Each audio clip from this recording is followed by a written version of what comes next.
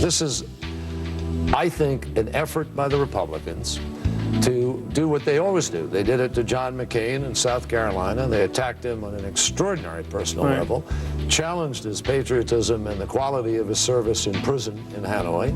They took on Max Cleland, challenged his commitment to the defense of our nation and his patriotism. And now they're trying to do it to me, and I'm not going to let them do it. That was Senator John Kerry, who spoke exclusively on Hardball earlier tonight, talking about the Vietnam medal flap. Of course, we've seen this before, presidential candidates dealing with controversial issues from their past. But at the end of the day, or more importantly, when it comes time to vote, do these campaign dust-ups really matter? For a look back and to help answer the question, how do these things get started in the first place? Plus, what's the impact all of this could have on Kerry's campaign for the White House?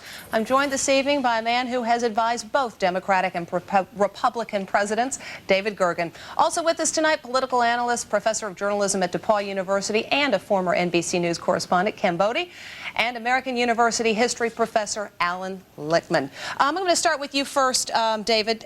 How is John Kerry handling this, in your opinion?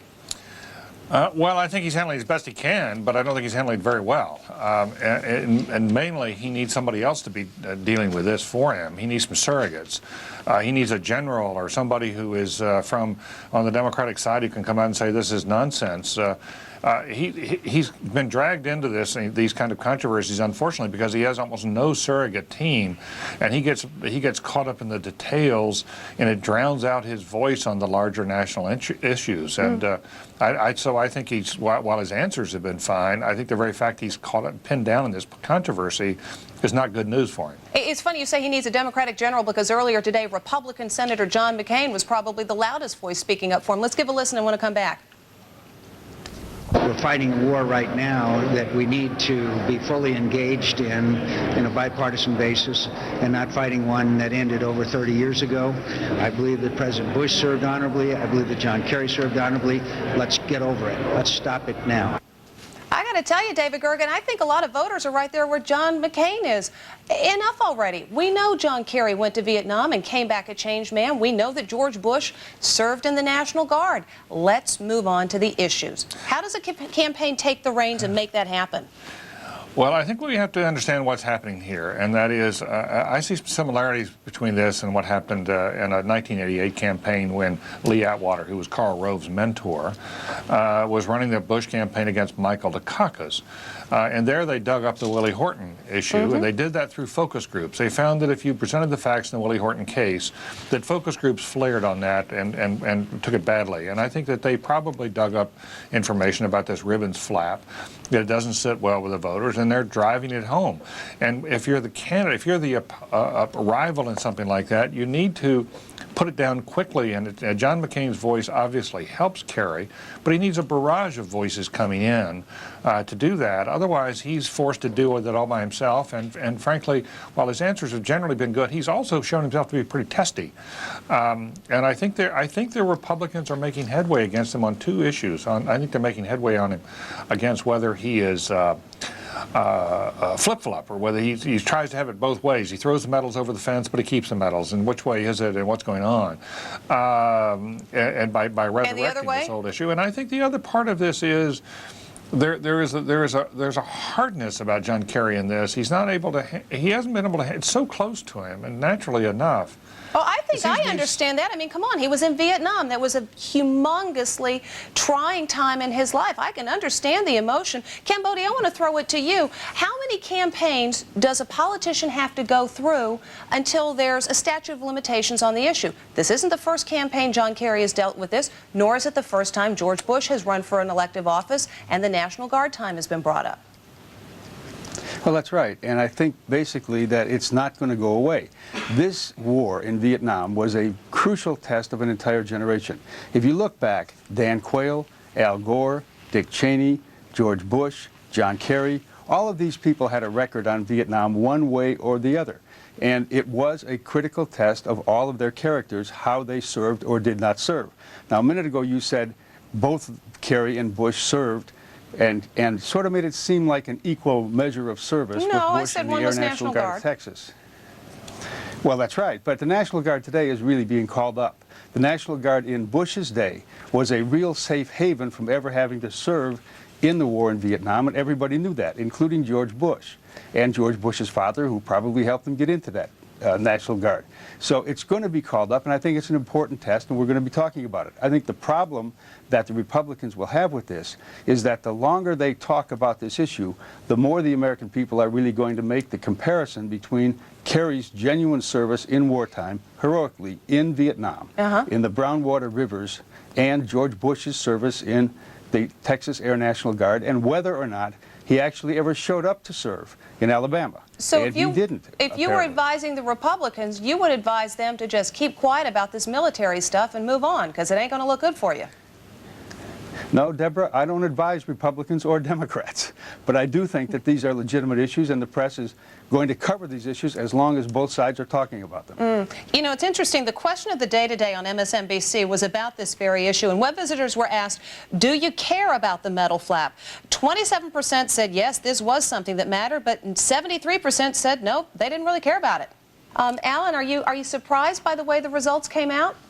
I'm not surprised at all. These controversies are as old as our republic, and indeed have affected our most vaunted American heroes. When Andrew Jackson was running for the presidency in the 1820s, his critics charged him with being too brutal as a commander. They even published a coffin handbill with black coffins showing the men he allegedly murdered. Dwight Eisenhower, one of America's greatest heroes, was charged by the right during his presidential campaign in 1952 with policies that let the Soviet Union take over Eastern Europe. Wars are great emotional flashpoints, and anyone involved in war is inevitably going to be involved in controversy. But in the end, history shows these flaps do not turn or decide presidential elections. The voters are smarter than that. They're going to look at the big picture. They're going to look at the economy.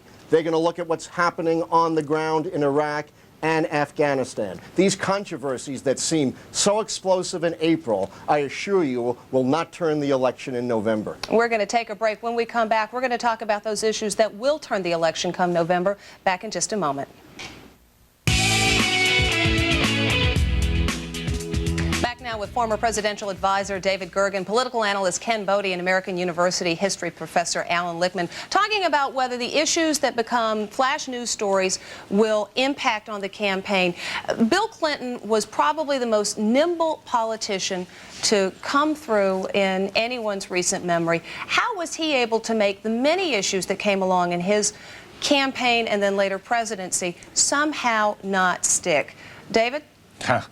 Well, I'm not sure Bill Clinton would agree with that assessment. They didn't stick. They eventually did catch up with him, and people came piling onto him with well, impeachment I did not inhale. That one certainly didn't matter during the campaign.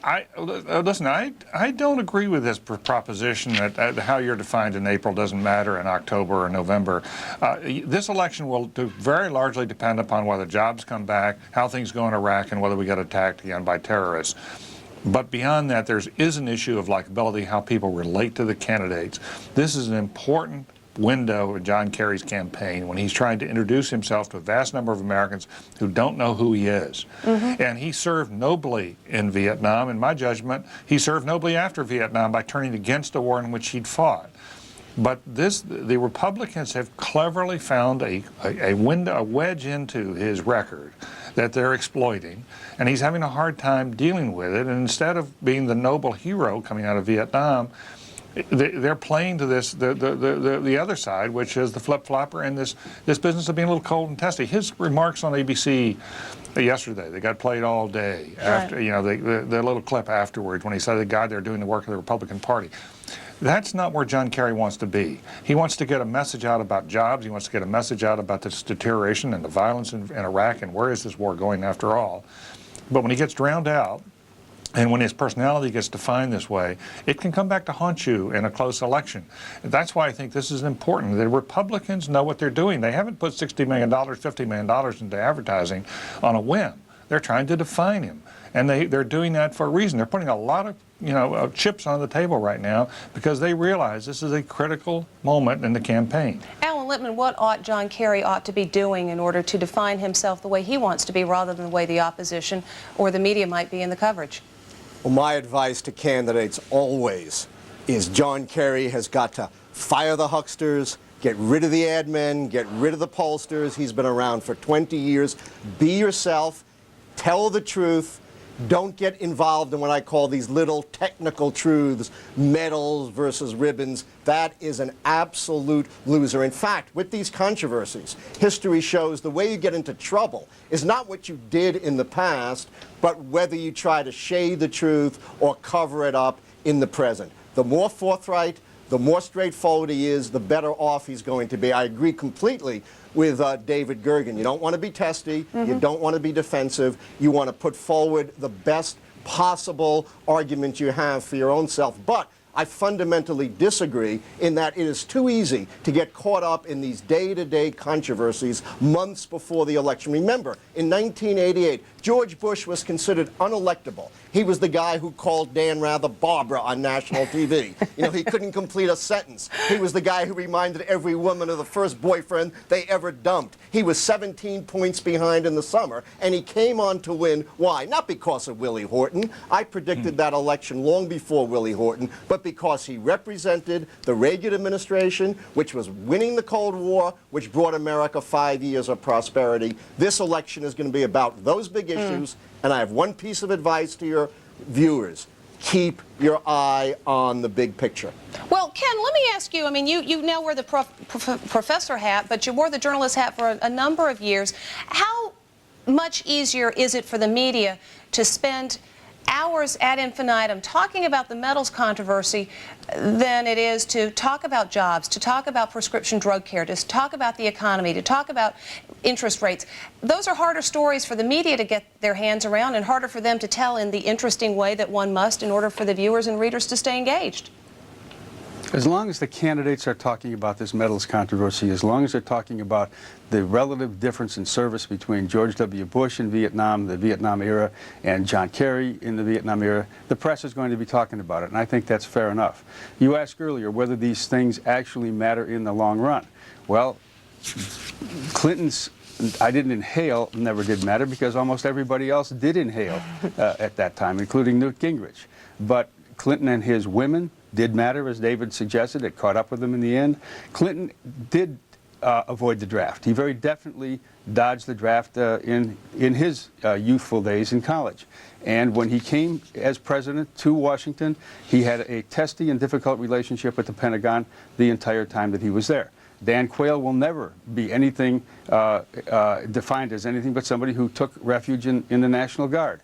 And these things are important, and the press will talk about them. We were criticized in 2000 when the press brought up the drunken driving arrest of George W. Bush 24 years earlier. Right. But it was an important issue to some people because you can't say to someone whose daughter or son or even dog has been hit by a drunk driver that this is not something that the press ought to tell you about and ought to talk about. Well, and when 16,000 people a year die from drunk driving, it's a very important point indeed. We're going to let that be the last word. Ken Boddy, thanks so much. Good to see you again. David Gergen, Alan Lippman, our thanks to you as well. Thank you. You've heard what my guests have to say, but what do you think about John Kerry and the metals issue? That's next.